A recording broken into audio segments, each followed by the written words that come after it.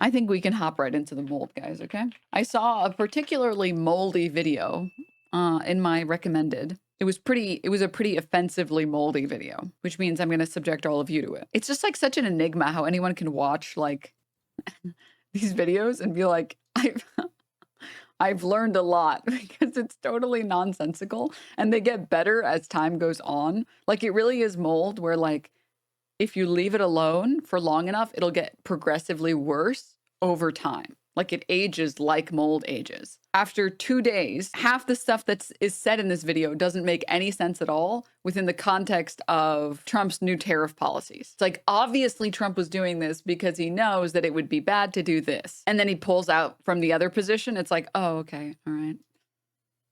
Okay.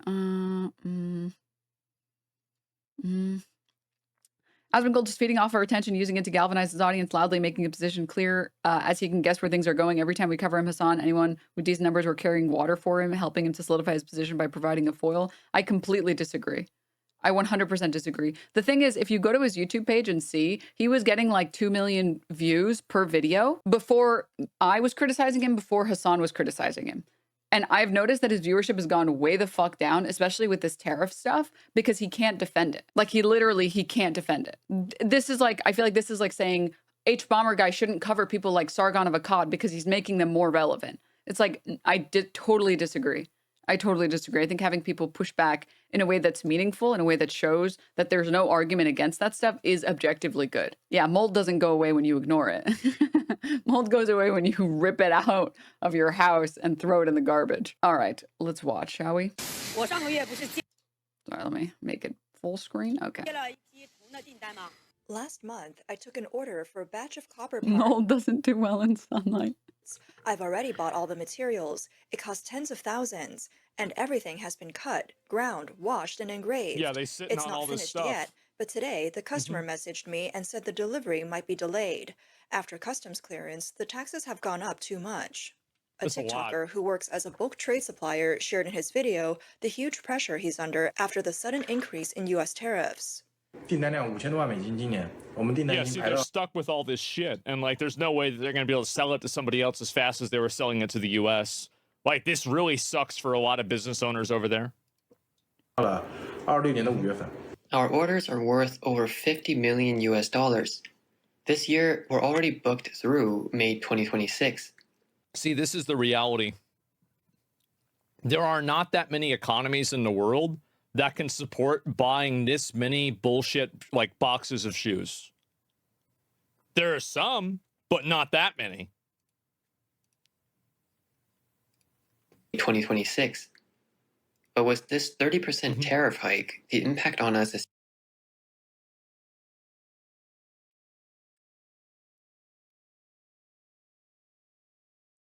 And why do you think that is? It's because Americans, relative to a lot of other countries, get to experience a very high quality of life. And we can buy all these treats because we make a lot more than the average person in the rest of the world. So we can consume more cheap goods. It doesn't make this stuff necessarily garbage, although there is a lot of stuff on Temu that I would argue is garbage. But this idea that it's like, Americans are the only ones making China great. It's like, no. No, they see a market that's available. Americans want to benefit from their American empire and they would like to consume. And China is filling that gap for us. huge. Yeah, it's massive. If you're a small startup, it's not such a big deal because you don't ship enough to fill an entire container. But for us, it hits hard. Our profit margins in bulk trading are already razor thin. Now with a 34% tariff, it's like getting knocked to the ground. No, you're fucked. He said the only thing he can do for now is wait. His backup plan is to ship through third-party warehouses. It's like when a kitten can't get up on the couch. Houses in other countries. That's the only way forward. And that's smart, but you know Trump, like, because the thing is, that's why he got rid of that Penguin Island shit. It's because he probably knows about this exploit, and if he doesn't, they're going to figure this shit out, right? The island that only has penguins was tariffed because we don't want China to figure this shit out and exploit that island.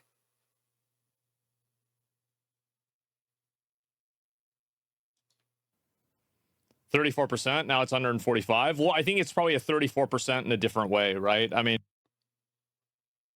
he literally doesn't know that we had a 34% rate on China, and then we raised it to 145. He thinks that the 34% is a different number. He doesn't even know. He doesn't even know. For like what the total cost of goods are or something like that. So yeah, this is obviously a loophole that will be closed. It's a loophole that will be closed. This is what I mean when I say that the mold ages really well. Like, we're getting some really rich undertones here with the mold, because now, present day, Trump literally removed all of the tariffs on all of the countries, basically outside of, I think, China, and then a flat 10% on like the rest of the world. So this like loophole that we were trying to close didn't close, because that was never the goal. We're just making shit up and hoping that's what Trump was going to do. And then when he doesn't do it, it's like, well, I'm not going to address the stupid shit I just said that made no sense at all. On April 7th, the owner of a clothing factory posted a video saying the entire foreign trade apparel industry in China is filled with anxiety. 现在做外贸单的 Everyone doing foreign trade now is nervous. A 50% tariff is just scary. Who's going to place orders under these conditions? Nobody. That's why it's fucked up. Right? And again, like if they're the ones trying to sell all their stuff and they're stuck holding all of this stuff, what are they going to do with the stuff? That's a big problem. Sure, some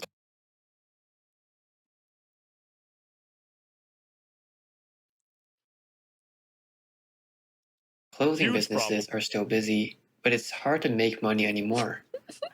US orders only make up part of our business, but there are so many clothing factories in China. If we all turn to Europe and there's no US orders, then think about it. Won't competition at home become even worse? Domestic sales are also weak this year. People just don't have money to spend. So how can this market possibly improve? This is the issue, is that nobody spends money on useless bullshit like Americans do. It's a fundamental misunderstanding of the problem with the blanket tariffs that Trump placed on every single country. The major problem is that placing tariffs on all of these countries fails to recognize all the goods that enter from China to European countries that eventually enter into the US. So it's not about one flat rate of tariffs, it's about having to deal with multiple tariffs, right? So I think it was BMW. I could be mistaken about the specific car company, but I want to say it was BMW. It's a European car manufacturer that originally they were they would send car parts here to the US, where the US would put them together. And we had factories here in the US for the purpose of putting specific parts together for, I think it was BMWs. And these factories were at the brink of closing because it was Mercedes. Because the tariff of like having the good enter the country and then back out of the country and then to sell Mercedes into the US again was not reasonable. It was not reasonable at all. Which again, with China now has to have tariffs at the time of Liberation Day. China would have had to pay tariffs for any, well, they're not the ones paying, we're paying. And people aren't going to buy the goods. So they're like paying financially in the way that they can't sell as many goods. So they're selling their goods to us. We have to pay a tariff on these goods.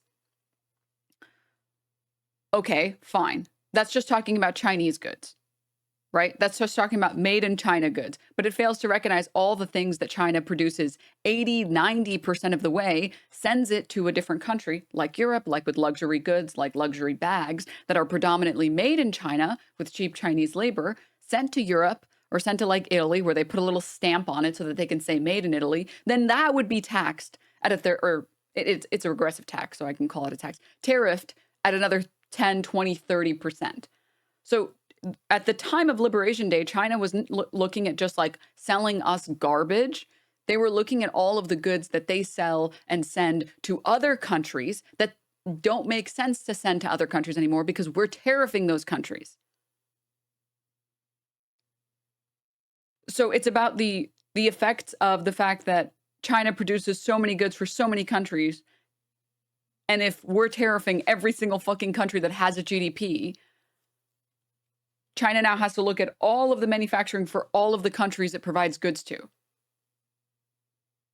That's the problem. We are the pinnacle of spending money on useless, stupid bullshit. So if China can't take advantage of that, it's hard for them to go somewhere else. And you know what's really funny? You want to know one of the other really big countries that spends a ton of money on useless, stupid bullshit? China.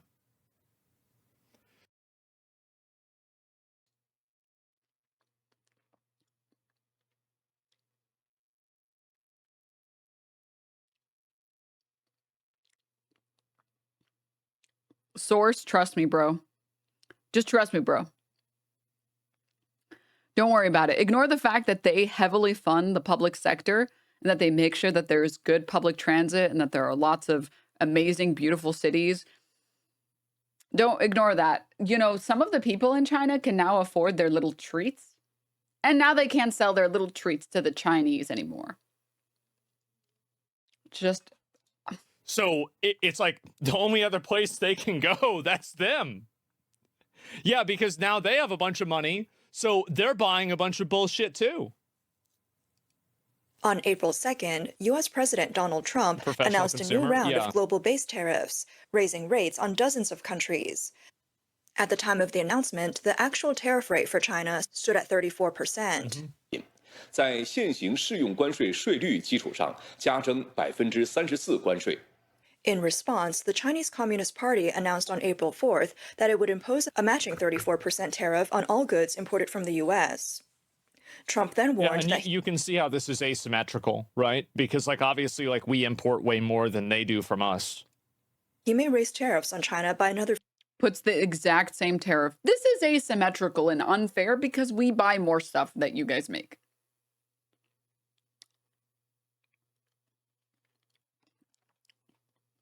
%50%. Which he The did. CCP responded by saying it's ready to fight to the end. While the Chinese government is showing a tough stance, many businesses in China are already feeling the pain. See, this is not like, this is, I think, where the problem is going to lie. Is that, like, we all watched, boys, like, we watched that shit from Speed, right? Like, China was looking really nice. Do you think they want to go back to how it was? Dude, I'm going to start saying fucking slurs. If you think that the reason that China is going to stop looking nice because they have to sell less goods to Americans, you are more brain dead than anyone else I could ever have imagined existed, ever.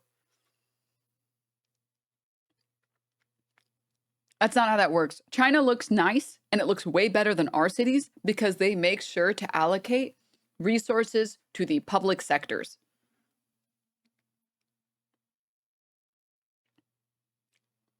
That's why. Because they make sure to give their people resources that matter. Like, That's not because they happen to sell us a bunch of shit. Does that help? Yeah, of course. And also, that's not how that works. If a country suddenly starts producing less, it doesn't mean that the country suddenly magically starts going to shit. The US hasn't been like a manufacturing giant in ages. We've been like a service industry country for at least a couple decades. I'm pretty sure since the early 90s, most of our manufacturing has gone way the fuck down. I'm trying to recall the numbers, but it's like industries where we were dominating like 60%, like 60% of the goods that we consumed in the US were made in the US and 40 were made somewhere else. Now it's like 10% of furniture that we purchase in the US is made in the US.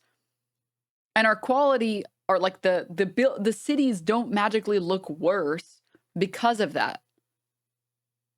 People suffer more today than they did maybe 2 decades ago because there's been an ever-growing wealth. What's the term?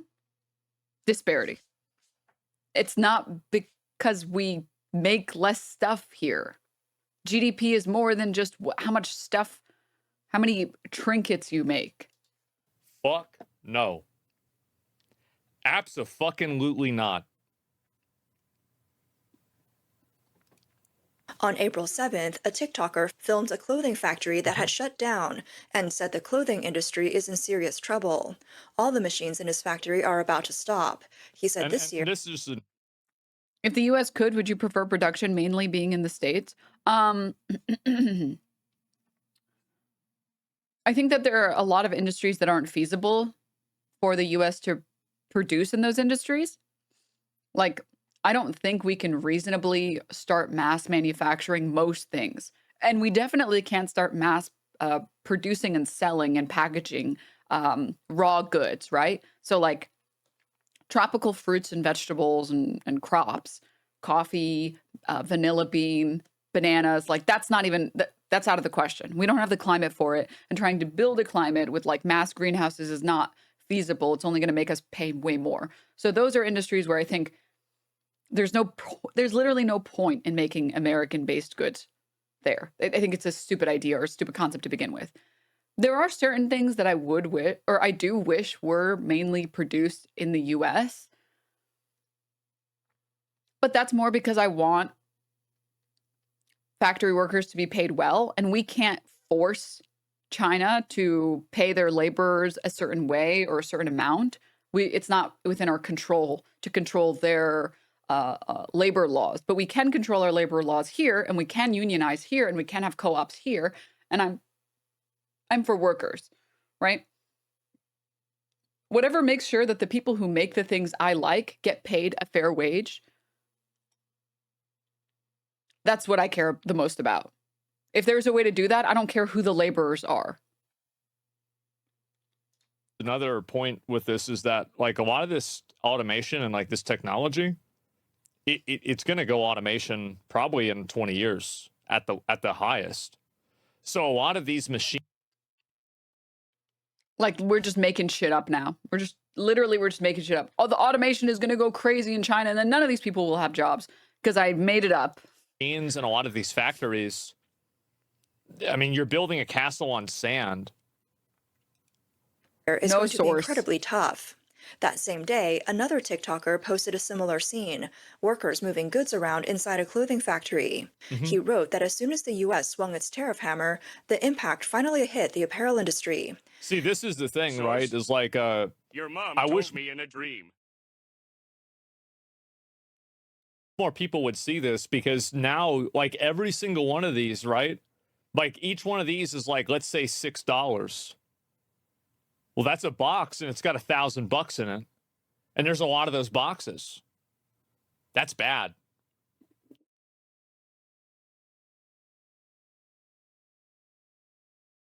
Cavemen are smarter than this. Ah! Well, you got this like box, and like a t-shirt is like, I don't know, $6, Michael, and it's like what a box of it's like $1,000, and that's a lot. There's a lot of boxes. That's bad. Like, oh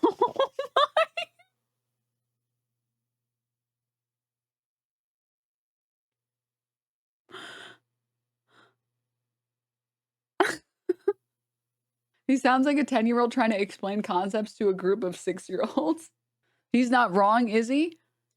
He didn't say anything to be wrong is the problem. He doesn't explain what specifically is bad. He doesn't explain why it's bad. He doesn't even have the energy to like explain the scope of the badness.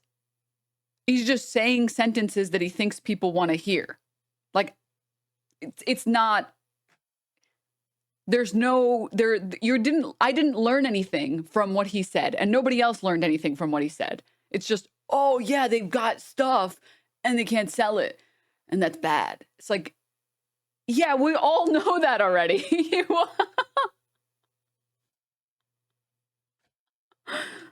This is propaganda, not gonna lie. It's propaganda. Is it really propaganda to see that, like, I mean, really, is it unfathomable that a lot of companies in China, American, when feeling bad about China's GDP, this feels like propaganda. This has to be propaganda. I'm starting to feel emotions about people outside of myself. Is this propaganda?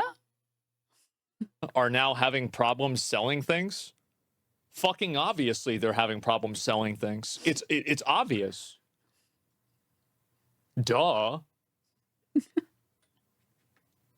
And it's also like whether something is Saying one of the dumbest sentences I've ever heard, and then saying just a moment later, it's obvious, duh. propaganda or not, you're attacking the messenger and not the message. Even if something is propaganda, it can stand on its own merit or not, which is really what should matter. His factory originally had orders scheduled through the end of July, but now over 6,000 down jackets have been put on hold, and their ready-to-ship products are piling up in the warehouse. He said both offline and online sales are Every struggling. sentence is a new experience. It's funny because he suggests that it's not propaganda by saying, is it propaganda to report on the facts? And then later decides it is propaganda and says, well, even if it is propaganda, it should stand on its own merits. It's like, do you know if it's propaganda or not? This year. Even live stream selling isn't working anymore. With sluggish consumer demand and weak domestic sales, the foreign trade slowdown is pushing more It's exporters. crazy, bro. Like, look at it. Just a minute. I'm going to go back to that.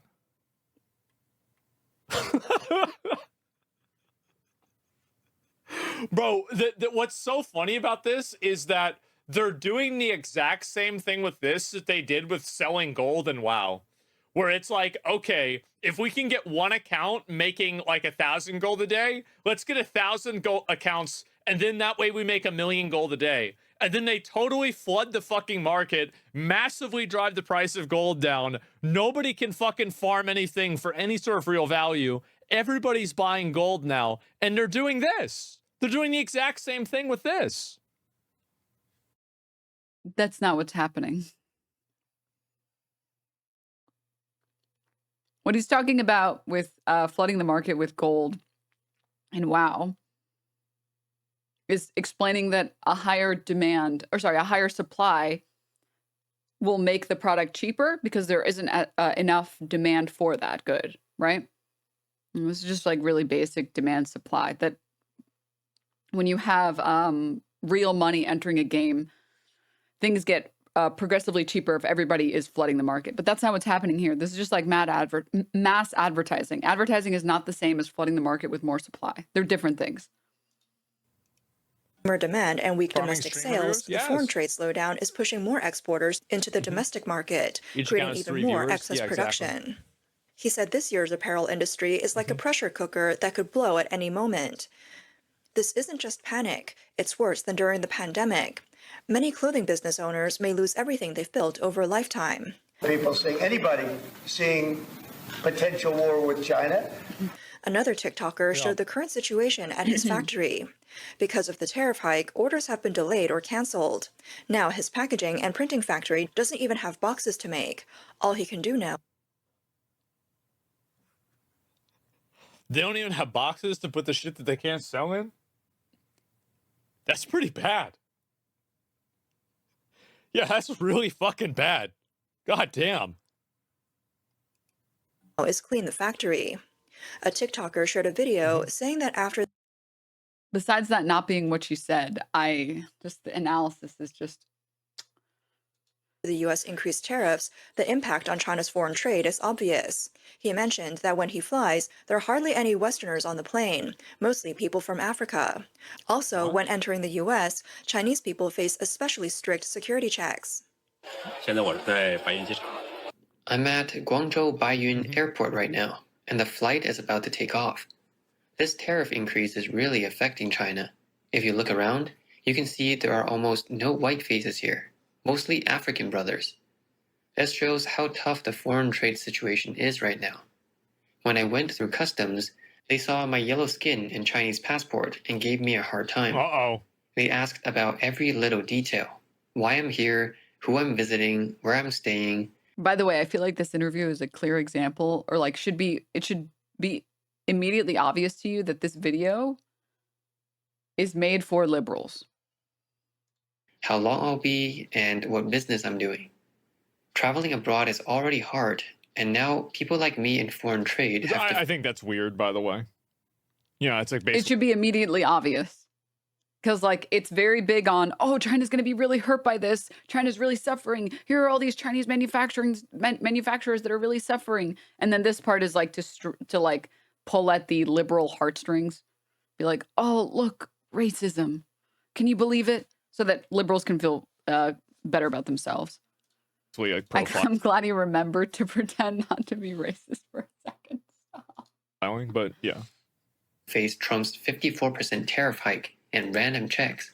On April 6th, a female owner of a laser cutting factory, Liu Ting, posted a video saying that manufacturing in China is going to get even harder, and she plans to sell off her 30,000-watt equipment. 是的，你们没有听错，我可能要把去年4月份买的大图的激光要准备出掉了。 Yes, you heard me right. I might have to sell the laser equipment I bought last April. I don't need to explain. You could probably guess why.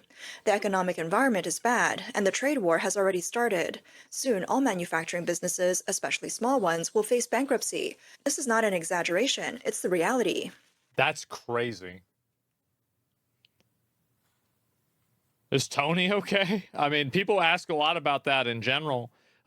In my opinion,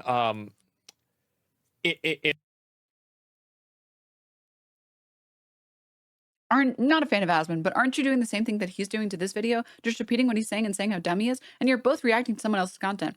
That would be true if I didn't explain how supply and demand were working, how flooding the economy and WoW doesn't work the same way as mass marketing. They're two different things. Producing more goods is not the same as marketing your good more. They're different completely, entirely. They have totally different economic ramifications.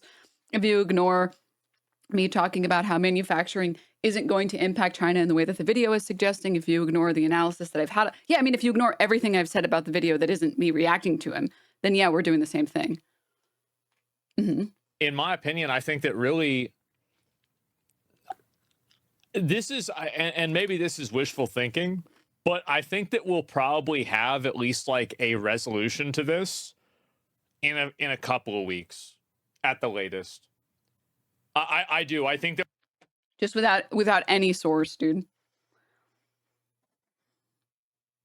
If anyone tells you that they know how the economy is going to work under Trump, they're either an insider that's trading or they're lying to you. Because the thing is, Trump is so unpredictable. No one, not even the best economist, can guess what Trump is going to do. that we'll have some form of resolution where there's at least a discussion of what's going to happen. Most definitely, I maybe a month. I would be shocked if this went on for more than a month. I would, because, like, again, I mean, the Chinese government, I mean, like, they're totalitarian and very powerful.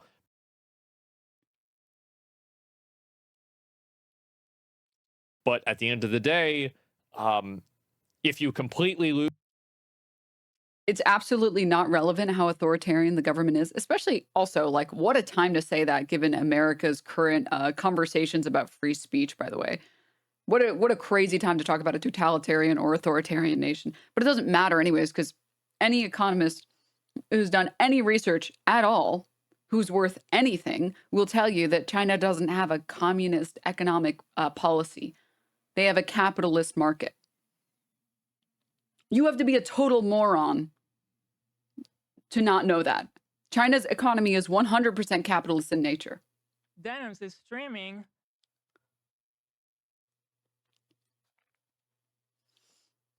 Naomi, thank you for the 5 gift subs. Lose the people and everybody there hates you. This is not good for them. They don't want that to happen. Even if they... Also, like, economic policy enacted by other countries being bad for your country, what does that even have to, and you not wanting that to happen, what does that have to do with a totalitarian nation? Being a totalitarian nation, which I'm not even going to get into whether or not China is a totalitarian nation. I think it's so, it's such a ridiculous tangent. But even if you believe that, let's just say that they're totally totalitarian in every way, economic, social policy, every single way. What the fuck does that have to do with what other countries have in terms of their trade policy with you? Having a totalitarian government doesn't mean that you can tell other countries, well, trade with us this. That's not how that, like, works, huh? Think that they can control it. They do not want that to happen. She also said that starting this month, all manufacturing businesses in China will face an unprecedented winter.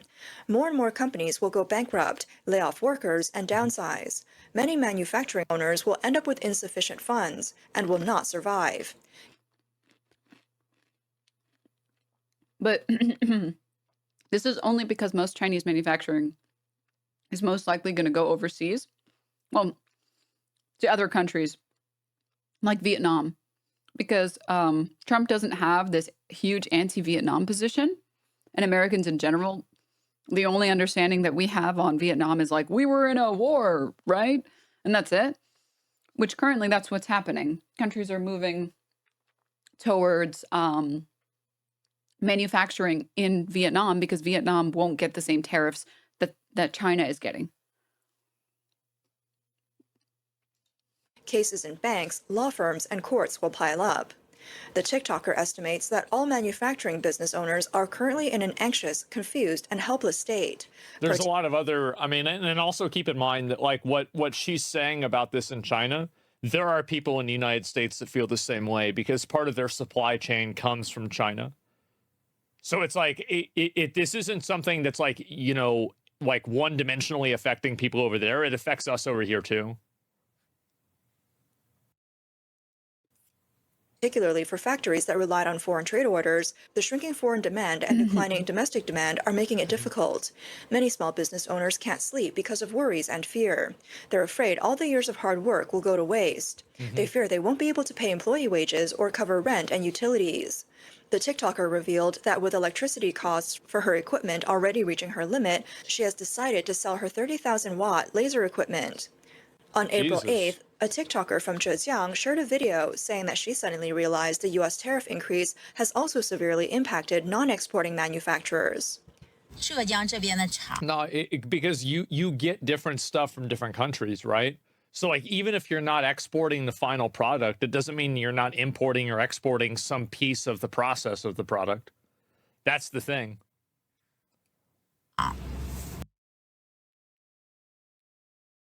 Also severely impacted non-exporting manufacturers. No, because you get different stuff from different countries, right?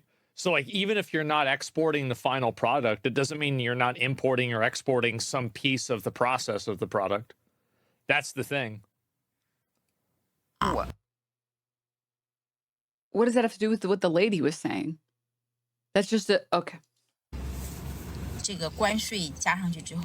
How big of an impact has the tariff increase had on local factories in Zhejiang? I run a small factory and don't deal with foreign trade, so I'm not sure how much it would affect me.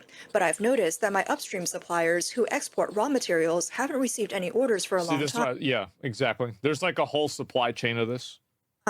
Not even one container has shipped out.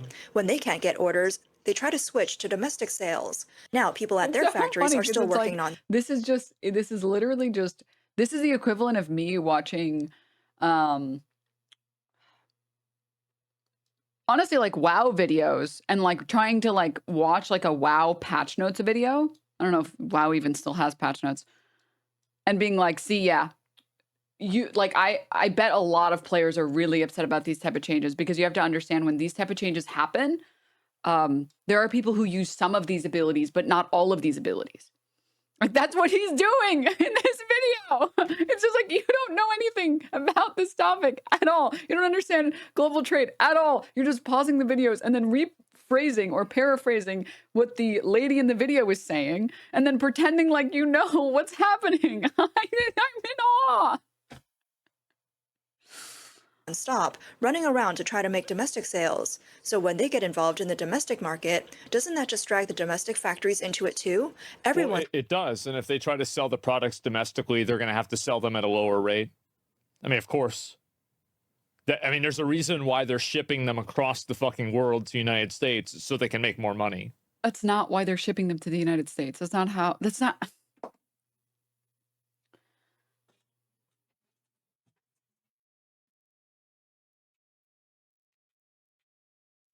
It's a fundamental misunderstanding of how demand and supply interact with each other.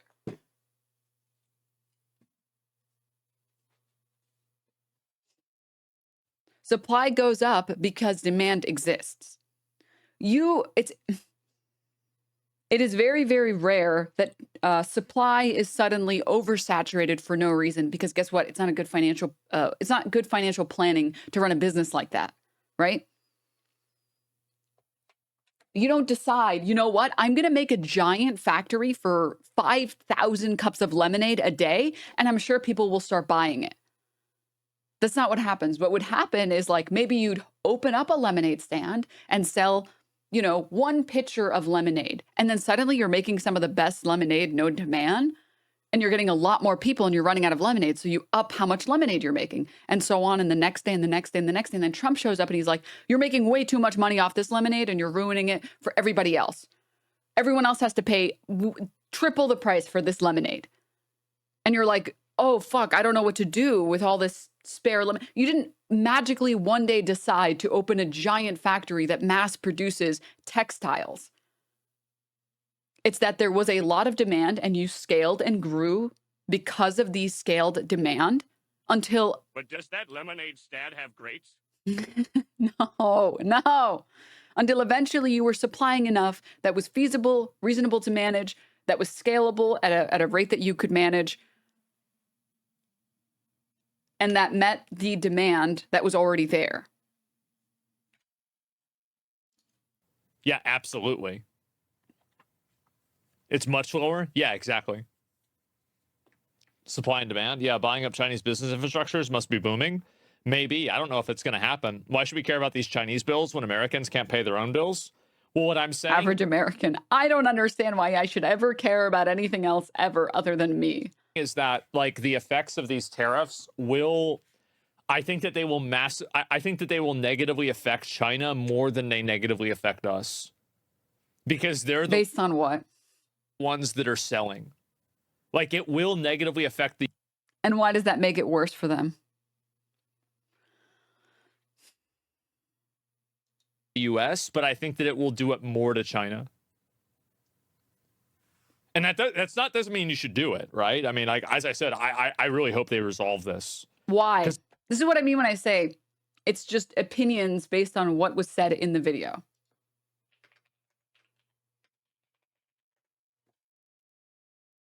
This is the equivalent of me reading, like, WoW patch notes and saying, or like reading PoE2 patch notes and being like, this really changes how Rogue plays. This really, really changes. Because, like, and honestly, I think this is going to hurt mages more than it hurts rogues. Because they do less damage. Wait, so why would that matter? Wait, why would that impact that?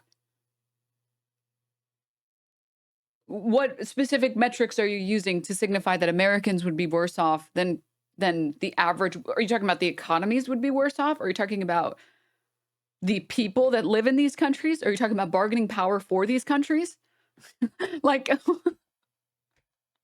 and what reason do you have to believe that selling less goods is going to hurt them more than it's going to hurt us when we can't buy as many goods that we need?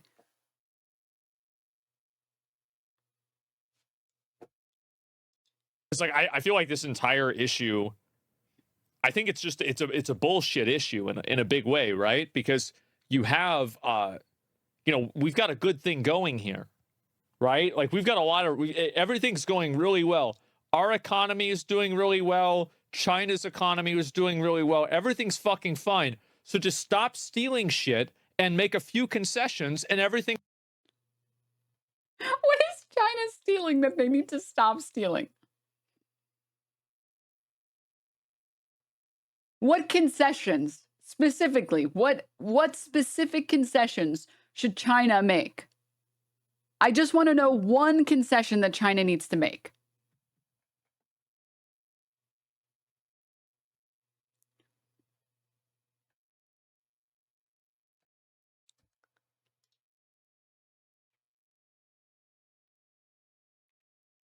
They steal our IP, but we 100% have let them do that for decades so we could get cheap labor. That was the trade-off. That's always been the trade-off. It's the same thing with, like, the fact that DeepSeek is heavily based off of, like, OpenAI. The trade-off is that they can make it faster, cheaper, and better, so it makes sense for them to take our IP. and we are okay with it and we let it slide because it means all of us get to benefit from that.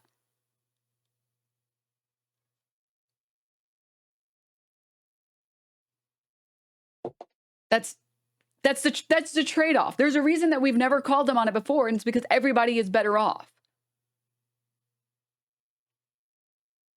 Xi taking Trump on a date is the concession.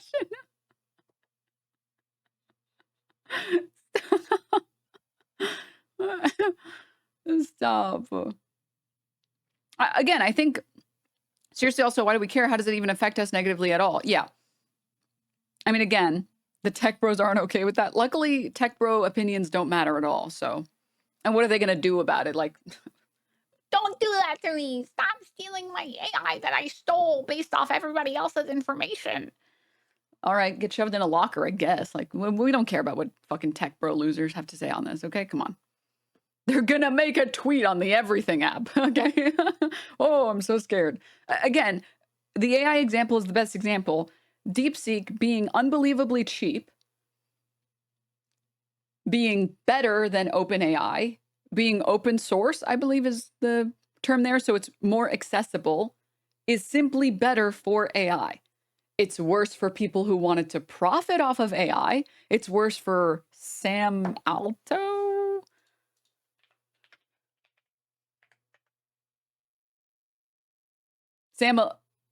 No, what's his name?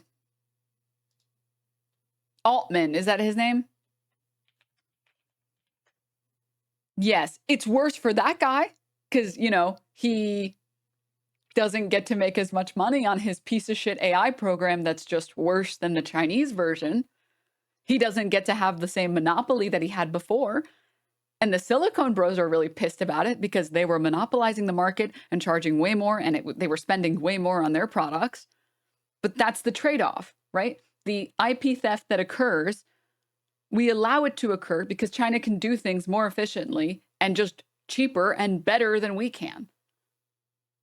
It's a win-win for everybody, except the mega millionaires who wanted to fucking drain people for everything that they're worth and fucking squeeze us dry so that they can destroy the planet. But like, I don't give a fuck about Sam Altman. Fuck you, Sam Altman. Thing can move on. If that's unreasonable, then I feel like we need to have a conversation about this. Is getting caught in the spiral, and in the end we'll all collapse together. The impact is really huge, and some people probably haven't realized it yet. But now we're going broke as a nation? Yeah, but we're going broke as a nation not because of IP theft on behalf of China. We're going broke as a nation because all of the money is going into people like Elon Musk's pockets.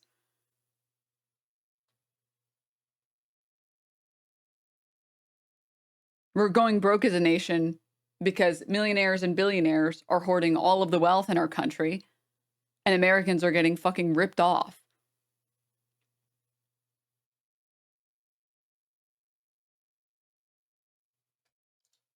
Whether it's the impact on their foreign trade or on our factories that don't deal with foreign trade, it's all very significant. On April 7th, a TikToker from Foshan visited a newly built factory district and recorded footage of the vacant and neglected factory buildings. He said, "Look at these factories that were just built last year. Now I can't even find a single person.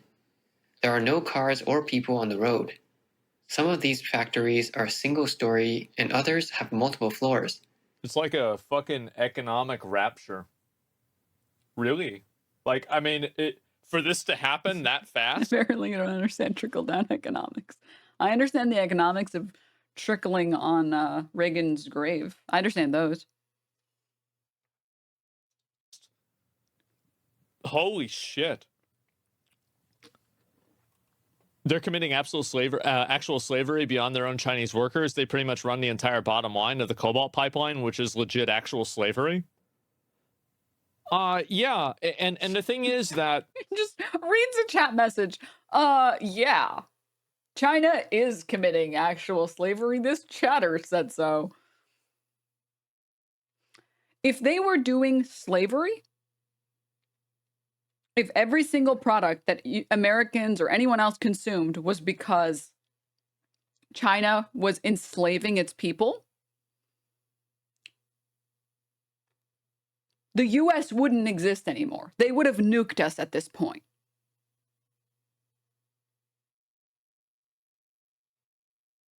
You are delusional to think that their economy would have grown as slowly as it did with slavery. Also, like, where's the source on this shit, dude? Like, like, you know, we could moralize about how, like, and I hear a lot of people in general, I think that the consensus is that slavery is kind of bad, right?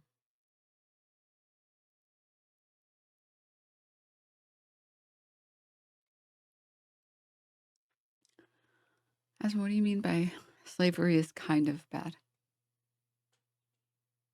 What do you mean by that? What do you mean? I'm sorry. What do you mean kind of? What does that mean there? What do you mean by kind of? What do you mean?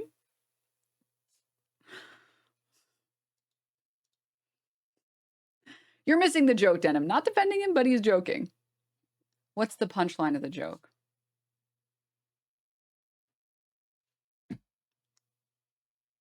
The thing is, you can't just say dumb things and then say that you're joking after.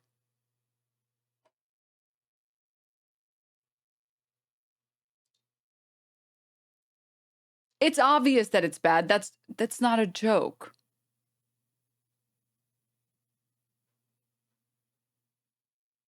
That's not a punchline.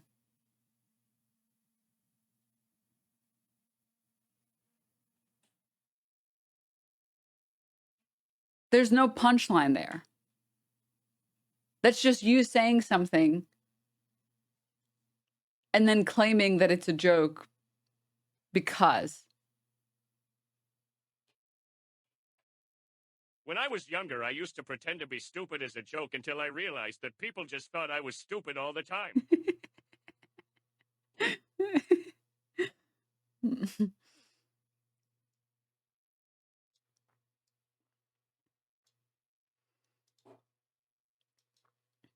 Keep watching.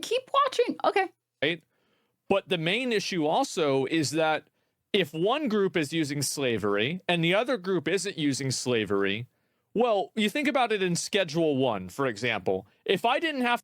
Was the joke supposed to show itself here?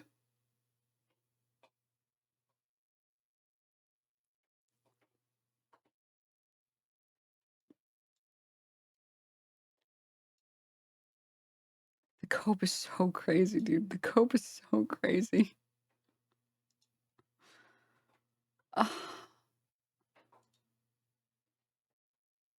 Have to pay the chemists and the botanists any money, I probably would have already bought the house at the docks. Really? You think about how much of an advantage that is, you don't have to pay people money. That's huge. I'd be way farther along. The landlord.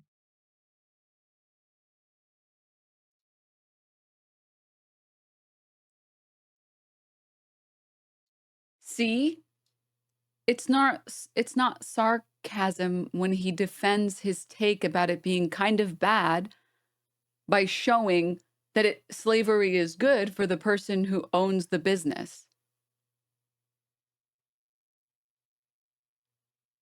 To say, okay, we all agree slavery is kind of bad, but you have to understand if one side is doing slavery and the other side isn't doing slavery, one side is worse off. Think about in this game. If I didn't have to pay these people, I would be much better off.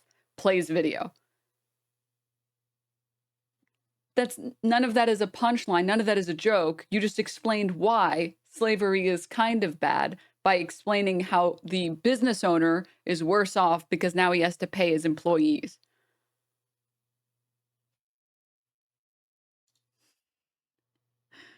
Guys, we'd make more profit if we didn't pay people. It's dumb. I don't like it. I don't think it's good, but he's being sarcastic. Do you know what sarcasm is? I don't want to bully you, chatter, but like, that's not what sarcasm is. Sarcasm would be saying slavery is good because I get to make more money and buy more things if I have slaves. That's sarcasm. Sarcasm is saying something that sounds insane, explaining why it benefits you in a, usually funny tone, because that sounds absurd. Sarcasm is not saying a sentence that makes complete sense within that person's universe and then saying later it's sarcasm and a joke. That's not what's, it's just fundamentally, that's not what the word sarcasm is. That's not what sarcasm is defined as. That's also, oh my God, dude. I think I got like really blessed because I had an English teacher who, I'm not even joking, we spent like 3 months on irony.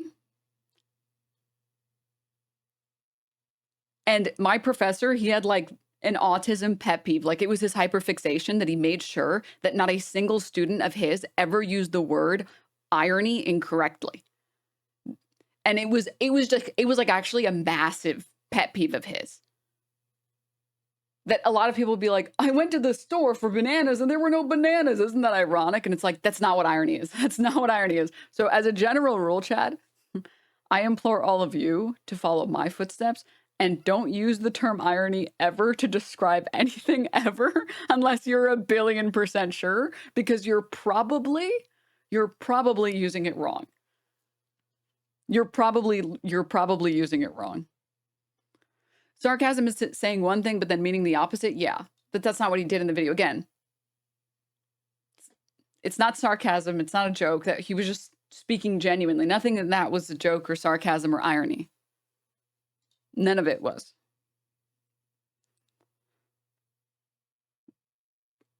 Dude, I love when people link these type of videos, and then we get to do explanations on these concepts.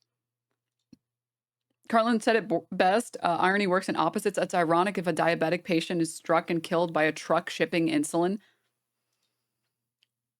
Can you point out the irony? No, I can't. And I refuse to. I refuse to engage in irony. All right. I have to do a whole thesis before I feel comfortable calling something ironic. And I quote, yes, they're in the mail. That means the jet cars are in the mail. No, see, he was just saying that because it isn't true. So he was lying? No, he was using sarcasm. He said the opposite to make it funny. Ha ha. That wasn't funny. Knock-knock jokes. Knock-knock jokes are funny. Yeah, knock-knock jokes are hilarious. That's what I'm saying. No, I was being sarcastic. Thank you for this. If he was being sarcastic, that would mean that what he's actually saying is slavery is good, dude. Which is obviously not what he's saying, right? Because he said slavery is kind of bad. Okay, I'm not going to get into this anymore. Let's go back. Spent nearly $1 billion to build. What is this? Wait. Does anybody want to talk about music? Does anybody here like Alanis Morissette? Many people were saying Alanis Morissette, so I'm watching this. I'm trying to get laid. Yes, yes. Don't slag Alanis. She speaks for the voice of disaffected woman. She's a moaning cow. She is. I know even people who like Alanis Morissette have to admit she's a whinging bint. Honestly, it's not fair. Oh, you moaning. This is so British. Cow, Jesus. No wonder he left you. God's sake. Remember that song, Ironic? Remember that one? Isn't it ironic? No, it's not. Ask me another. She kept naming all these things in the song that were supposed Sorry, to... Irish. Sorry to the Irish people in chat. I'm sorry. You're right. It is Irish. Sorry. That's my bad. Ignorant American. I apologize. ...be ironic, and none of them were. They were all just unfortunate. Song should have been called Unfortunate. That's what I reckon. The only ironic thing about that song is that it's called Ironic and it's written by a woman who doesn't know what irony is. That's quite ironic when you think about it. She should have called the song Daw. That would have been a good name. I don't know how you'd spell it, but it would have been a good name. Here's Alanis Morissette with her new single, Daw. Taken from the album, That would work. Because you look at some of the lyrics, like a traffic jam when you're already late. That's not ironic. That's just a pain in the hole. That's what that is. When was the last time you were late for something, got stuck in a traffic jam and thought, ooh, look at the irony on this, eh? Here's irony for you. I tell you, I was in a fierce ironic traffic jam the other day, I'm not sure. Oh, the irony was 90. No, there's nothing ironic about being stuck in a traffic jam when you're late for something. No, unless you're a town planner. If you were a town planner and you were late for a seminar of town planners at which you were giving a talk on how you solve the problem of traffic congestion in your area, couldn't get to it because you got stuck in a traffic jam, that'd be well ironic, wouldn't it? Lads, I'm sorry I missed it. Is this your professor? No, my professor was not Irish, okay? My professor was not Irish. But yeah, whenever you're using irony, you're using it wrong is the shortest version of it. And I am now aware, and I am not foolish enough to call things ironic anymore.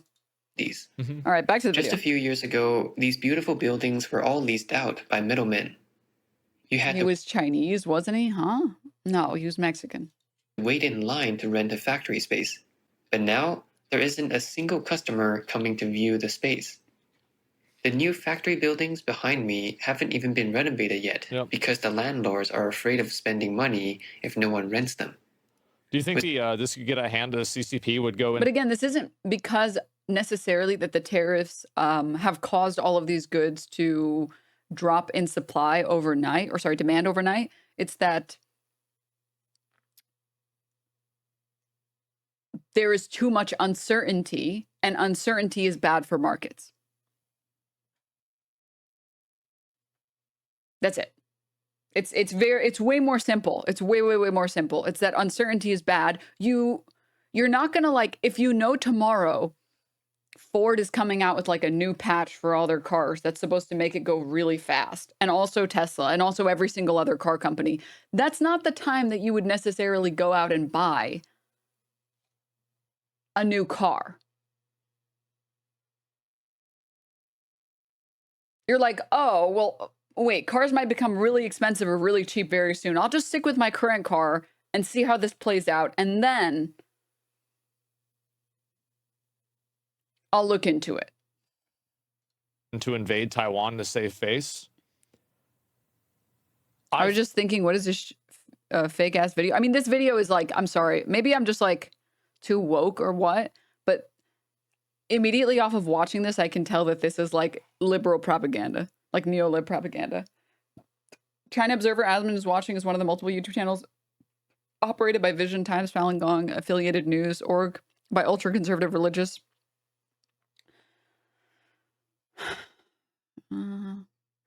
They promoted Trump and conspiracy theories like QAnon and anti-vaccine misinfo. I can't say how objective this specific reporting is that we're watching. Keep in mind. I mean, again, maybe I'm just too woke, but I can tell immediately off of watching this that this is for a very specific audience, and it's meant to fearmonger about Chinese manufacturing. It's meant to fearmonger liberals. That's why there's the video of like this guy, a random TikToker that's unnamed, saying like, I feel a lot of racism in the airport right now, which, like, I think all of us know that if you're not white in America, you've probably had some racist interactions, right?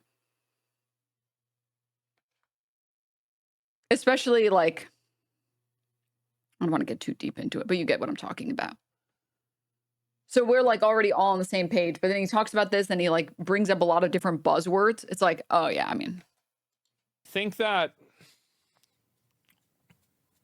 I think that every country is like, there's a lot of international trade that happens. So if they tried to do something militarily, I think that would damage their relations with other parts. China doesn't have an interest in doing something militarily right now. Maybe in like the nearish future, but not right now. It also, they're not going to do that. Sorry. The reason that they wouldn't engage in military actions is because military actions are always widely unpopular with people. They would much rather obtain their goals through financial power or soft power than with the military. Partners as well. Because like right now, they can probably still sell a lot of their products to other countries besides America. And it's not like they only export to America, although America is a big part of their exports. But if they're like embroiled in a war and, you know, they lose the like international support, and then other countries don't want to trade with them either, like kind of like what's happened with Russia, this will be... Russia has a very different economy than China. Worlds do not rely so heavily on Russia for manufacturing. The EU relied heavily on Russia for natural gases, and that's about it. So sanctioning them is a lot easier. Not to mention the fact that like the history between Ukraine and Russia is very different from the history between Taiwan and China, and primarily because of their relation to NATO and the EU. The EU doesn't have any particular ties to Taiwan, and they're not embroiled with NATO in the same way that there is a power struggle and a power dynamic between Western European countries, Eastern European countries, and how those play into things like NATO. They're not analogous at all, so comparing them, it's like apples and oranges. You just can't compare them. You can't at all. Very bad for them. And so, like, I think ego only goes so far. With the manufacturing industry in decline, every industry is struggling. He recalled that some Chinese companies moved to Southeast Asia to avoid the U.S.-China trade war a few years ago. Now, this new wave of tariffs is a heavy blow to those companies because some countries have even higher tariffs than China. To explain it a little bit better, really quickly, with regard to the differences between China and Taiwan and Ukraine and Russia.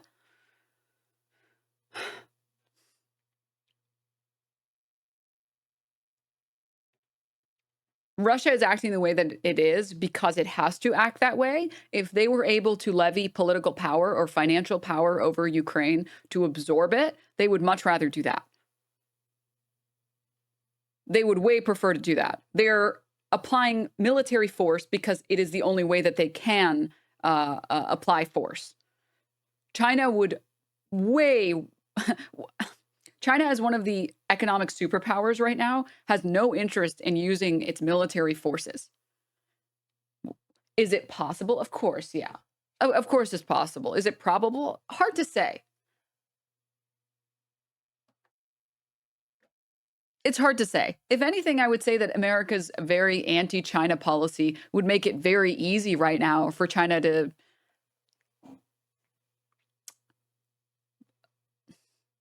cede, or I guess the opposite of cede, like to absorb Taiwan. Because like, do you think America's going to step in? No, fuck no.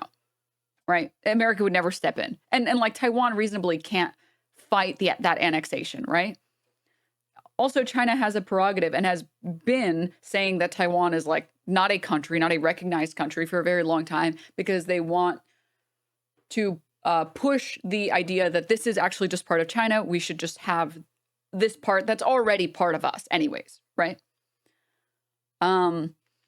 Compare that to like Russia and Ukraine. You have a very different dynamic. They're just totally different, right? So anyways, China using their military would completely undermine their last half century of soft power. Again, do I think it's possible? Yeah, of course. I just don't think it's likely. I don't think it's probable. Is it possible? Yes. Yes. See, yeah, because Trump knew this shit was going to happen. That's why he put the tariffs on the Penguin Islands, too. Also, to be honest, most countries do not recognize Taiwan as a country either. It's not just China. Exactly. And like, here's the thing. It goes back to what the other chatter said about undermining soft power. They've spent decades now trying to do expansionist policies similar to the US with soft power. They haven't wanted to engage their military. I don't think that they have a strong prerogative to start now. I think it benefits China a lot to describe itself and be perceived as a peaceful nation that hasn't started any wars in the past how many decades? and they have a prerogative to continue that idea. This is just like PR for countries, right? If you have as a country haven't started any wars, you have a strong prerogative to not start any more wars with military forces. Again, you don't have to love China to recognize that this is just good PR for China. If you tariff China, but you don't tariff the country right next to China, they're just going to move all the stuff over to that country and then just run it through that country instead of China. Fucking obviously. I mean, this isn't even like a 5 head idea. It's just like, yeah, of course they're going to do this. And why does Trump know that? Probably because he did it. He's probably. Then why did he remove the tariffs on every country except China? If Donald Trump is such a smart, big brain, art of the deal master, then why did he? This is what I mean when I say that the mold is aging very well. Like, this is so good. This is just like, what more can you ask for? Donald Trump obviously knows that you're just going to move manufacturing somewhere else. And that's why he's putting tariffs on all of these countries in Asia. 2 days later, removes all the tariffs on every country except China. Okay. All right. He did keep like a flat 10%, but a flat 10%, countries aren't going to fight a flat 10%. Done things that are very similar to that himself. He questioned where these companies should go next: stay in Southeast Asia, move back to China, or shift to Africa. Why do you support IP rights? Don't you think they're monopolized by giant corporations? I do think that IP rights are something that probably should be reevaluated, but I think that's something that we should choose to do ourselves rather than have that agency taken away from us by China.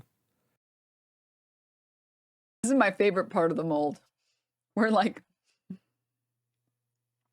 he has to address that his chat is asking about, wait a minute, isn't like IP bad and it favors major corporations? But he also has to appeal to Donald Trump's rhetoric that we're trying to get a good deal and get some concessions around here. But the only thing he can think of when it comes to concessions is IP. So he has to use that as an example. He wants to have his cake and eat it too. So he wants to defend that Americans should have IP rights. American corporations, mega billion-dollar corporations should have IP rights. But also, IP rights are bad. But we should do it on our terms. But we're already doing it on our terms. The thing is, engaging with trade with China to begin with, knowing the IP theft that occurs, is doing it on our terms. We're agreeing. We're saying, yeah, we're okay with this. We're okay with this trade-off. Bro, what is she doing?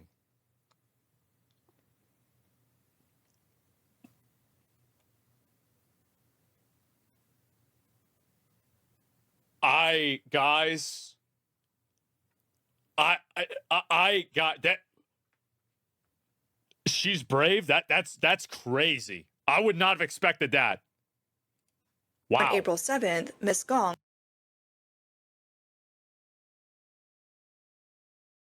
I love that Americans advertise their stupidity the way that they do.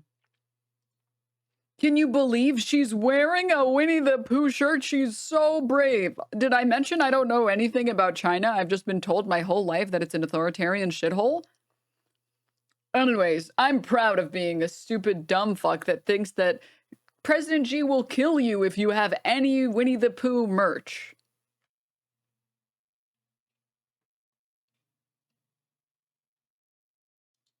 A manager of a Bluetooth headphone export company in Guangzhou told Radio Free Asia that most companies in Guangdong that used to trade with the U.S. have stopped accepting orders due to tariff barriers. Yeah, of course. She said, I had dinner with people from the industry yesterday, and they told me that they used to export products from Vietnam to the U.S. Now most of those orders have stopped. They're not taking new orders. They're just waiting to see how serious the situation will get. Right. I think this is also another really big component is that this is the reason why I think that like it's hard to understand like what's going to happen is because like Trump could just like announce something that's crazy like out of fucking nowhere, right? Like kind of like what happened the other day. Like if you look at the stock market, let me see if I can find it. look at this, right? So like it's already it went down massively, then it went back up, it went down yesterday, now it's back up today.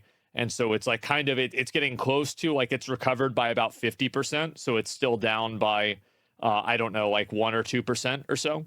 And so yeah, it's kind of just holding. Yeah, we'll have to see what happens, right? But I think that as soon as oh sorry, you guys can't see. I didn't realize my camera was in the way. But yeah, you guys can see that. People just don't want to invest and put money into something that's uncertain. And I think that as soon as like things become more certain, you'll probably see a lot of that money come back in. Now, we know that foreign trade companies in Guangzhou and Guangdong are temporarily not accepting orders. Ms. Gong also mentioned that a Hong Kong company near her— I like how the majority of this video has been talking about how these tariffs are ruining China's economy. And nobody, literally nobody,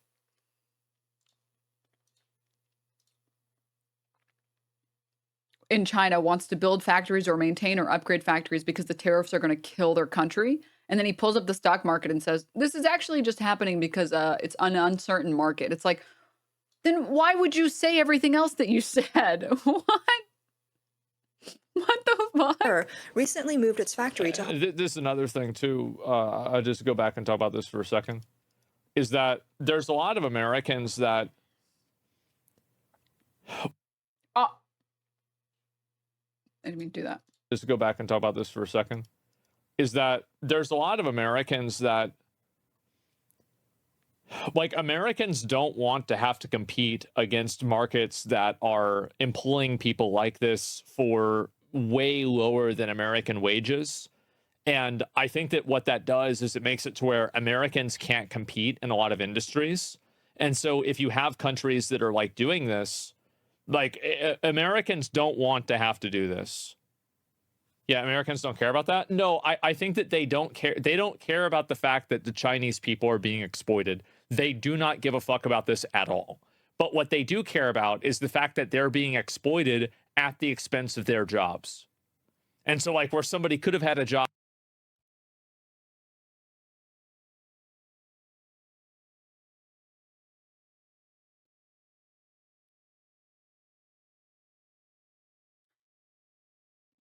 Americans as in American consumers, Americans as in American workers, Americans as in American corporations. These are all different subsets of Americans. You can't just use the term Americans to describe all of these subsets. American corporations love this. American consumers love this. Objectively, as a consumer, you love the ability to buy your cheap little treats for pennies on the dollar if compared to what it would cost to make here in the US.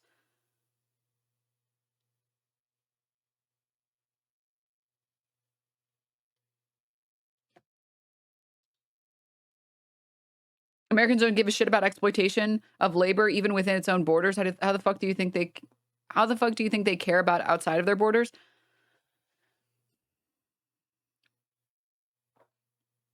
And the problem is Americans who historically have been in manufacturing already tried to fight this.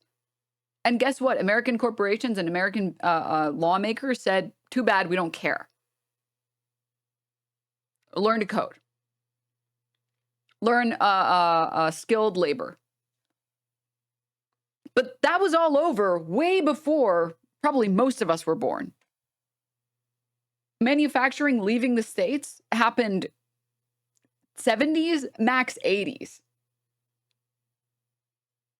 Like, we're talking about a group of people that isn't even around anymore, working the same labor jobs, and they haven't been for forever. So you're just making a point about literally no one. Working in some factory in America and paid more money, and this is what happened 50 years ago. Now it's no longer the case. And so all of those jobs have been shipped overseas. The wages for those jobs are like 1/20th of what they were. And the people that basically gain the difference in that profit are the people that are the executive leadership and the investment class of that company.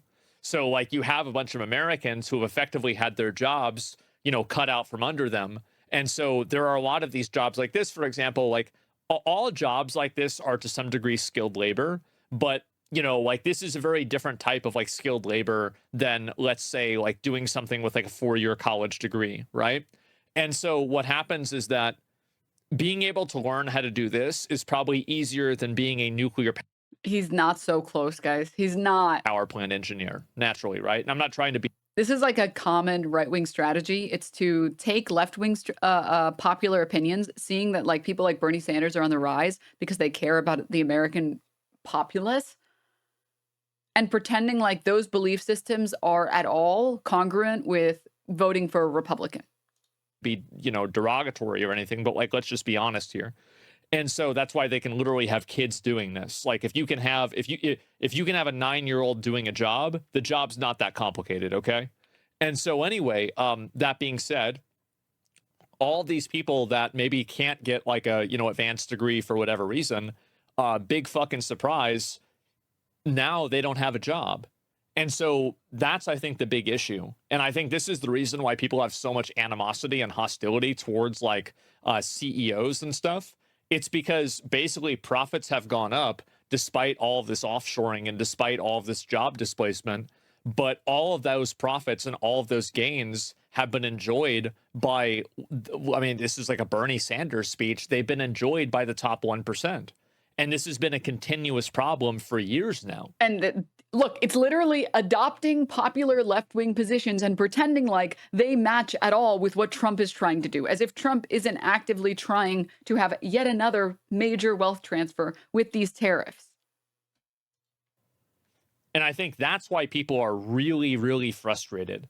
It's because they see the stock market go up, you know, like 4,000 points, like, you know, like from like before COVID to now, it's gone up by this massive amount. And then you ask yourself, like, is my life any better? No, everything just costs twice as much. And are you making? And it's so crazy too, because he'll quote Bernie Sanders and people in his chat will be like, so true. Yeah. The rich people. Yeah. And then when you suggest like left-wing politicians that want to tax billionaires, they're like, I'm not voting for an elitist liberal who wants to make the schools woke and wants to hurt my jobs. It's like,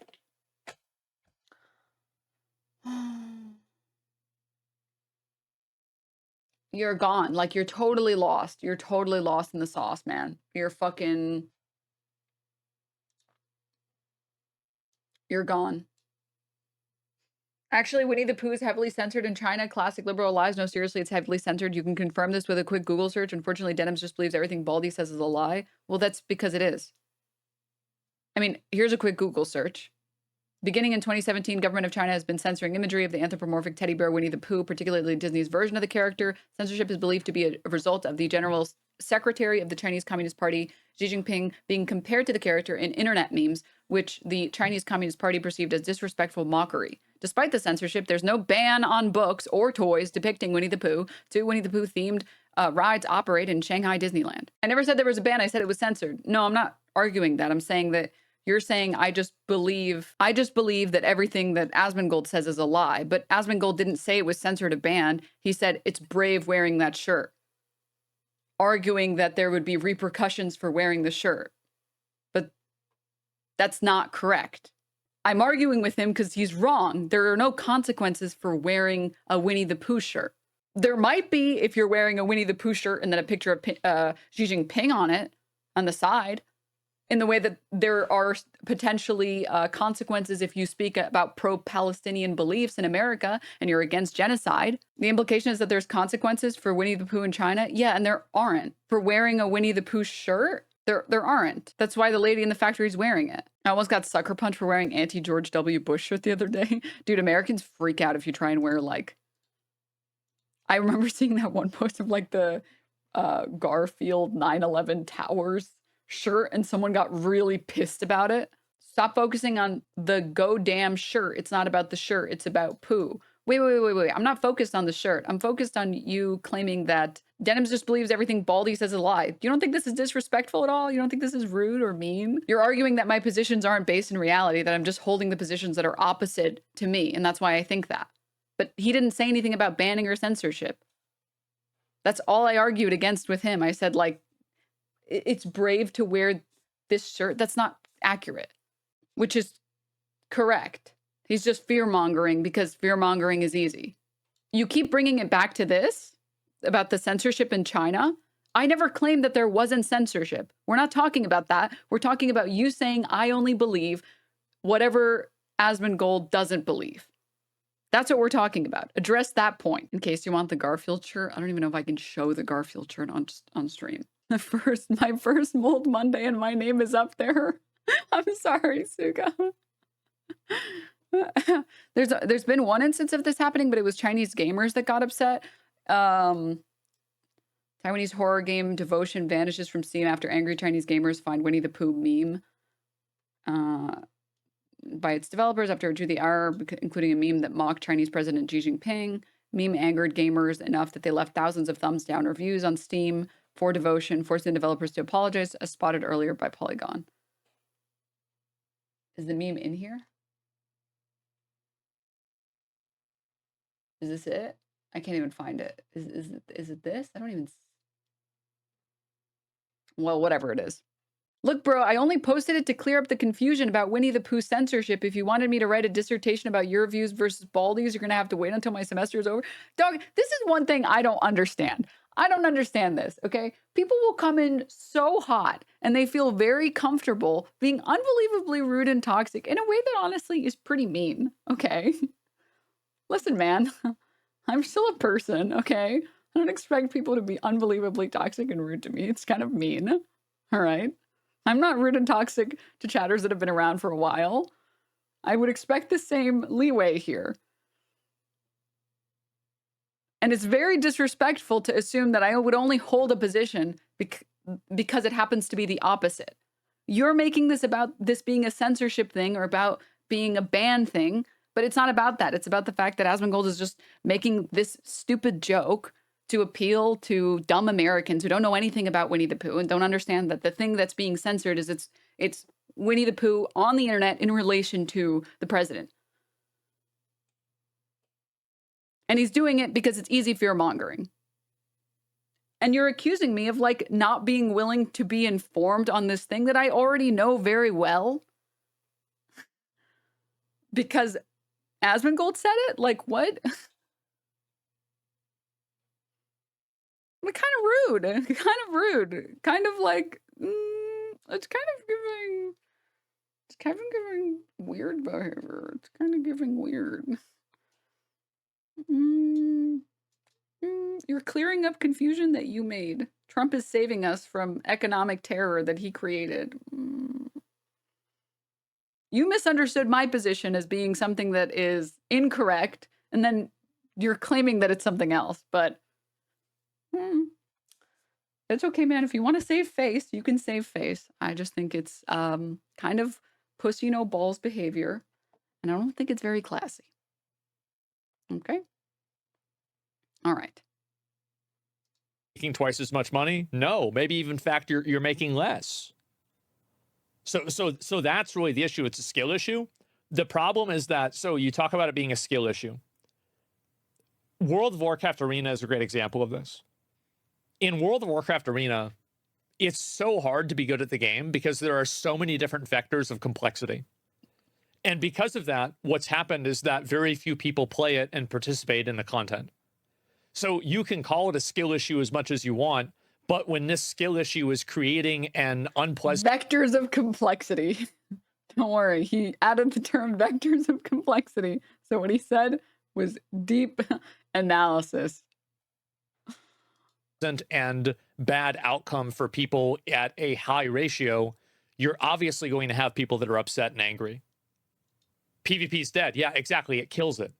And so, like, you can say people are stupid, but those stupid people still need a job and they need some way to support themselves. So until you have a solution for that, that gives them a degree of dignity, they don't want to hear about how you think they're stupid or anything like that. Because you're we don't necessarily need manufacturing jobs. The problem in our country is not that we don't have enough manufacturing jobs, and that's why people aren't doing as well. The standard of living in European countries is very high, way higher than what we have here in the US, and they don't have a lot of manufacturing jobs. There aren't, like, entire fucking factories in, like, I don't know, France for making shoes and shirts and plastic containers and plates and spoons and forks. Like, that's not what's happening. The country gets to do well because it's not that there's a lack of jobs. It's that the jobs aren't valued and they aren't paid fairly. That people who are doing important jobs aren't being paid a fair wage. And they aren't being given enough sick time. They aren't being given enough paternity or maternity leave. Like, that's the problem. Call them stupid, and they're going to vote to turn your stocks into nothing. And there's more of them than there are you. That's just what happened. And like, it's just, it's not. Don't get it, Denim. We just don't play enough. We just don't play hard enough in World of Warcraft. Don't. It's just common sense. It's just common fucking sense. And so anyway, that's the way I see it. Universal basic income coming. I think in some cases, yeah. But like, I just think in general, that's the way it is. And so show them the grasshopper and the ant clip. Yeah, sounds like they aren't smart enough to fuck you back. They're smart to fuck you back. Yeah, they will. And I think that relevant poll on this, America would be better off if more people worked in manufacturing. 80% of Americans agree. I would be better off if I worked in a factory. 25% of Americans agree. Dude, it's the hand raising meme. It's the hand raising meme. Who wants manufacturing back in America? Who wants to work in a factory? Don't be mean to me. Don't be toxic to me. I'm a human too. And then makes fun of how someone talks. See, there's this thing known as friendship where when you've gotten to know someone for a while, you expect better behavior from them. And then there's this thing called strangers. You know those people very well, I assume, or the concept well, where you don't expect anything out of them. I don't expect Asmongold to treat me fairly or to not make fun of me. In fact, he's done quite the opposite. I'm allowed to do it back. I'm pretty fair to chatters that have been around for a while, and I try not to be mean and toxic to chatters that have been around for a while, so I expect that back. Asmongold made 100 gold on Warcraft one time 15 years ago, flipping gold, and thinks he is an economist. Stop.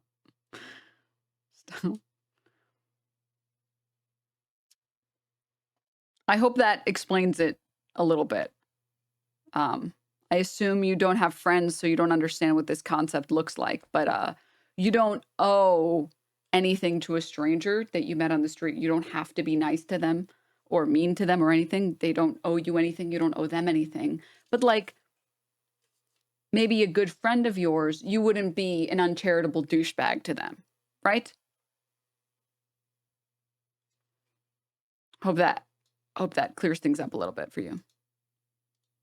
that's the reason why a lot of people are happy about the tariffs and the stock market going down. It's exactly it. So yeah, American consumers created the situation in the first place by buying Chinese products. American consumers did not create this situation. American consumers allowed it to happen. And also they allowed it to happen because this is another big problem. And it's really funny because like the left historically has been the party that's been concerned about worker violations in China, to which the right, and again, these are big groups. Not every single person in the right has thought this. Not every single person in the left has thought this. I'm using wide strokes here and like wide brush strokes here, but it's not going to encompass everyone. But famously, it's been the left that has been concerned about the human rights violations or the worker violations in China, and the right, the consuming right has said, well, we don't care. That's their country. This is our country. People are stupid, and so it's easy to take advantage of them. And because I like how 2 seconds ago he was saying that like people don't like getting called stupid, and now he's saying people are stupid and they're easy to take advantage. It's easy to take advantage of them. They wanted to have really cheap knickknacks and doodads, but they didn't realize that in doing so, they would hurt their long-term job prospects. And I think that's what's happened. Not accepting orders. Ms. Gong also mentioned that a Hong Kong company near her recently moved its factory to Ho Chi Minh City, Vietnam, and is currently hiring Vietnamese locals. However, the sudden increase in U.S. tariffs has put the factory in a difficult position. She said they just built the factory in Vietnam, and now they're about to start operations. But now the U.S. has increased tariffs by 46% on Vietnam. So that's why he did it.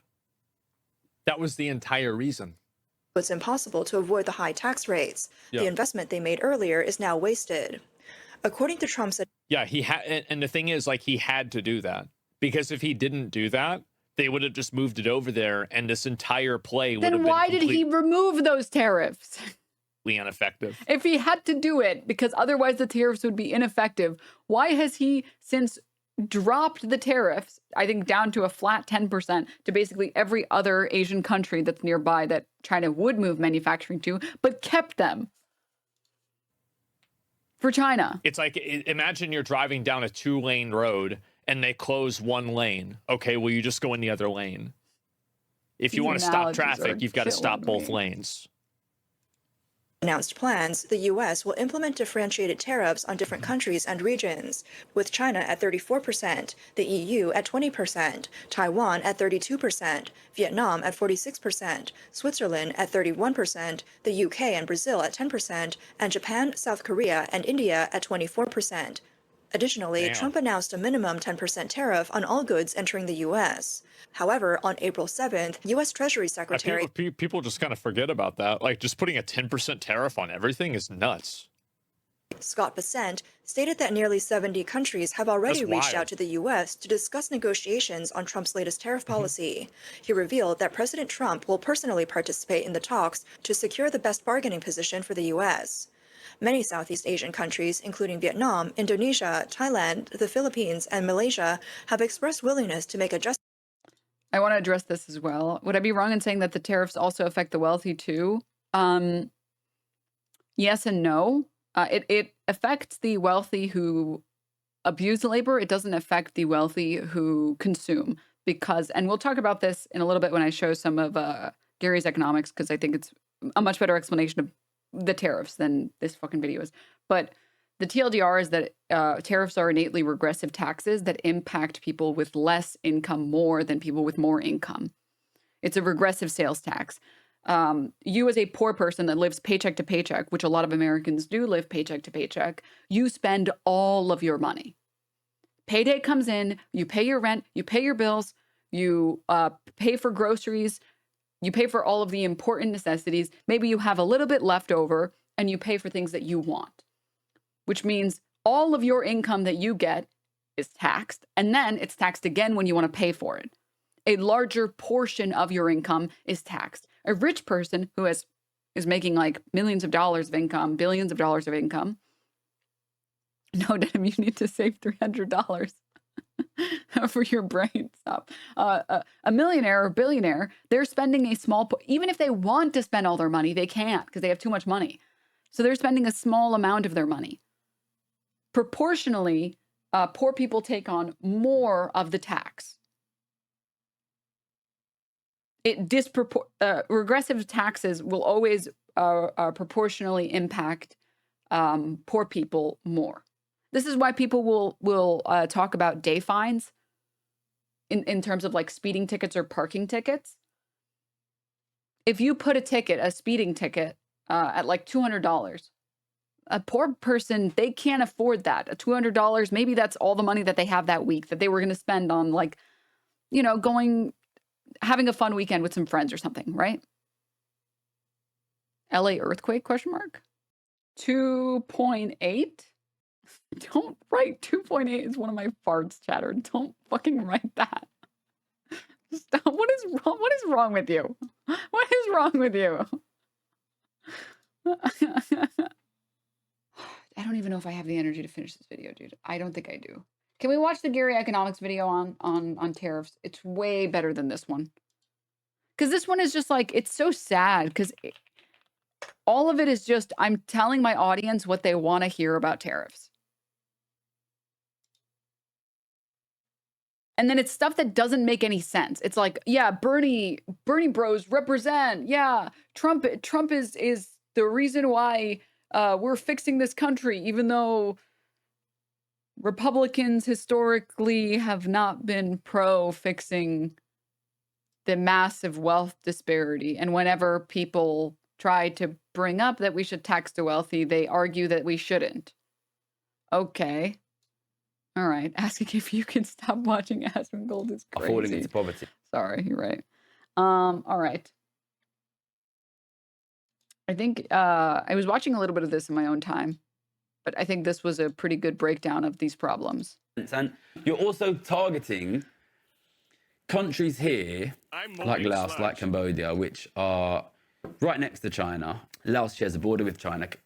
Cambodia is very close. Basically, you are attacking the key potential strategic allies who are immediately next to your key long-term political, military, economic, strategic rival in China, in what appears to be an attempt just to drive people both outside and inside your country, the poorest people outside and inside your country, into poverty. It was whatever you think of tariffs, and I don't think tariffs are necessarily a bad policy.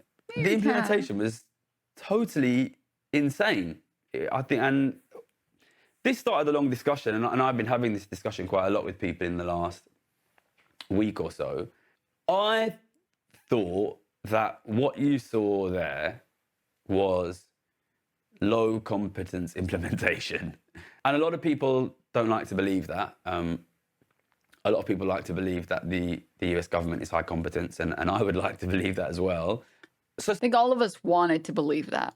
Some people were saying, basically, I can't think, and nobody can think of an economic rationale for attacking Cambodia economically, and for attacking Bangladesh economically, and attacking, they even raised tariffs significantly on Taiwan and Japan and South Korea, who again, these guys have been for a long period of time US's key strategic allies against China in the region. But at least in some of those cases, you can say, Japan does have high value added, like good job manufacturing, which you might want to move back to the US. I couldn't really see any logic at all.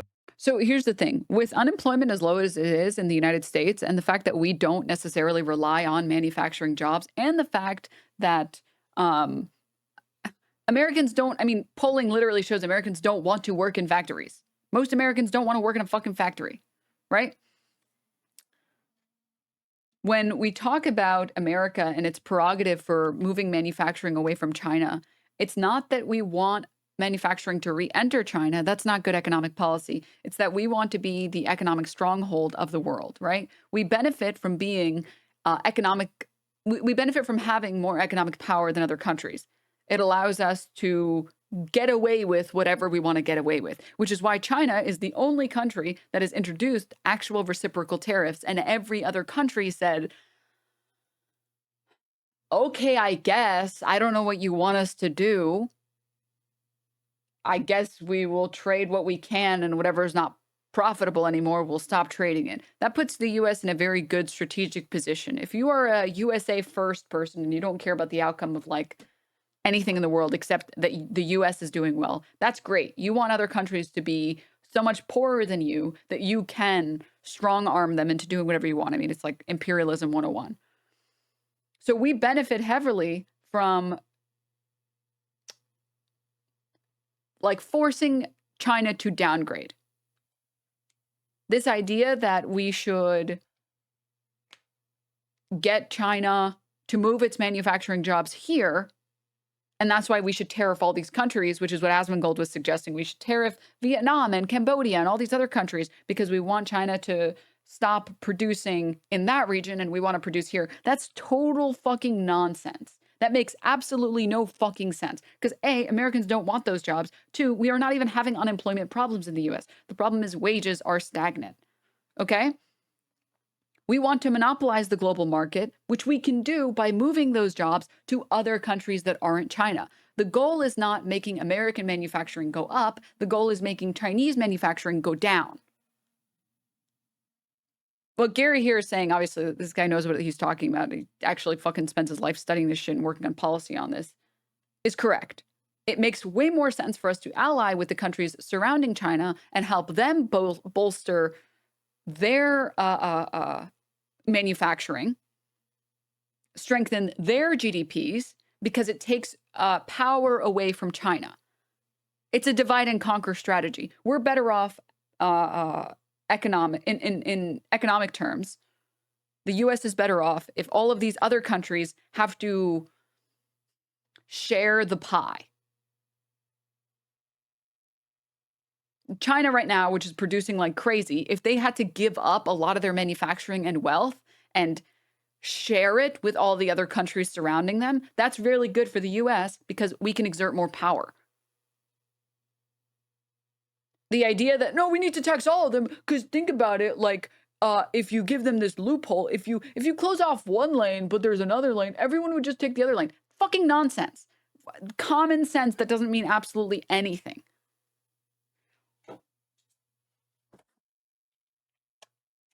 I think you're right, America.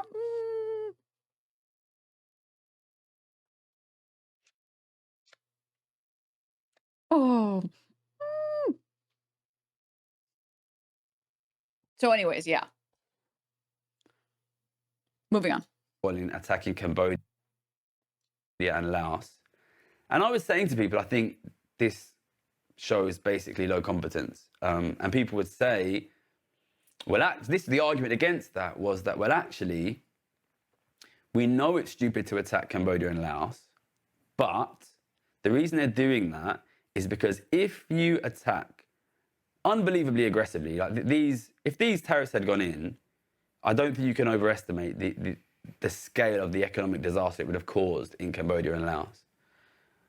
If you attack these extremely poor and weak countries aggressively, you will force them to make immediate concessions, and it provides a great sort of short-term media wins for Donald Trump, which allows him to sort of look strong. So you crush the poorest in the world, they immediately give up, and then that gives you leverage against China. But then if your plan was to relocate industry back into the US, how do you achieve that?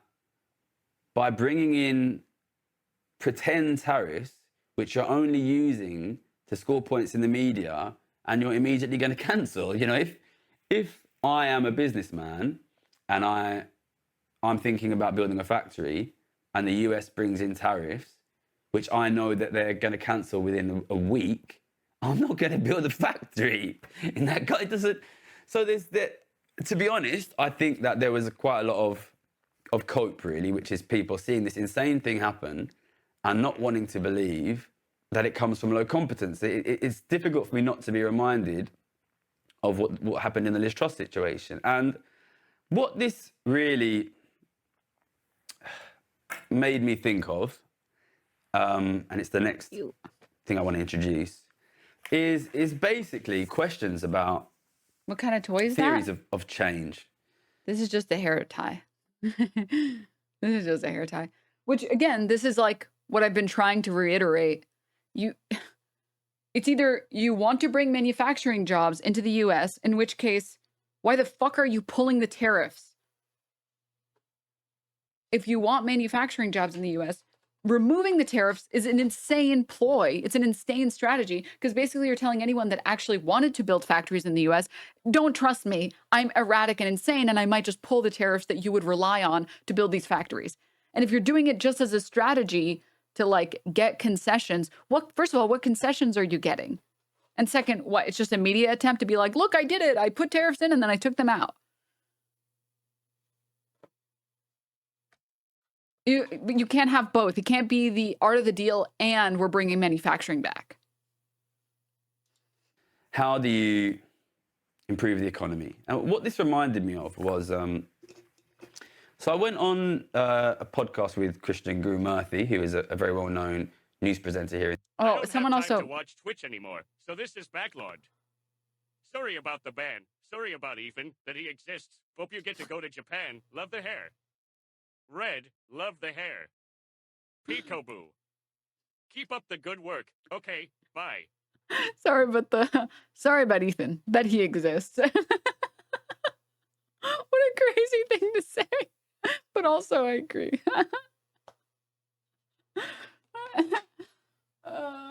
Oh God, stop. Also, holy shit, thank you for the 10,000 biddies. What the fuck? Thank you. That's really generous of you, Valeria. Thank you so much.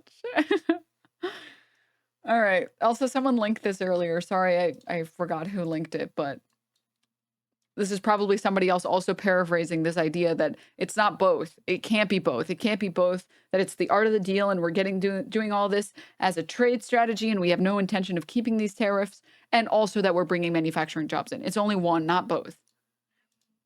Trump and the Republicans are giving 3 different reasons for why they're doing the tariffs, and all 3 of them contradict each other. Okay, so they say they're doing the tariffs, 1, to raise trillions of dollars.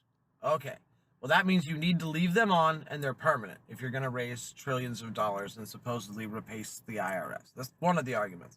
The second argument is that it's a negotiation tactic to get rid of all tariffs so that we can actually have free trade, and they're going to get all of these countries to renegotiate their deals, and we're not going to have tariffs when it's over. Then we're not making any money. So that completely gets rid of the first argument. Like, completely. And then the third argument is that they're going to bring manufacturing back. But that counteracts the first 2. Because if you're going to bring manufacturing back, then it's not a negotiation tactic. You need to leave the tariffs on. There's no negotiating. You need to leave the tariffs on, and you need to invest in infrastructure to bring manufacturing back. But ideally, you would invest in manufacturing before turning the tariffs on because of our reliance on other countries for things like steel and lumber. You can't build factories with like dirt, man. You need steel, you need lumber. It's not, there's no if and or but about it. So you need to invest prior, and then you would put the tariffs in after having already purchased all of the goods you would need for these tariffs. That doesn't raise the trillions of dollars because we'd be buying stuff made in America, so now we're not getting the money from the tariffs. And it also isn't a negotiation tactic then, because we would be bringing the jobs back to America, so the tariffs would have to stay on, and we would have to invest in infrastructure. These are the 3 reasons they're saying the tariffs are going in. All 3 of them contradict each other. This is the stupidest thing I've ever fucking heard. Okay, but Denims, did you consider that none of it matters if you're dumb as fuck? And like, the thing is, it's like, I'm really not saying anything that's like extreme or nonsensical or absurd. Like, this is all stuff that you can go and find. Like, there is no economist, not one, that will tell you that Trump's strategies currently, at the very least, the way that he has enacted them for the past week or 2, none of the strategies are good for the goals that he claims exist. None of them. You will not find one. In fact, even the ones that they have on Fox News have explicitly said, yeah, I don't know. If it's a negotiation, I can't imagine that this is an actual strategy for bringing back manufacturing or bringing in revenue, because it would hurt our economy more than it would help it, which makes me think it has to be a negotiation tactic, in which case I guess we'll wait and see what happens.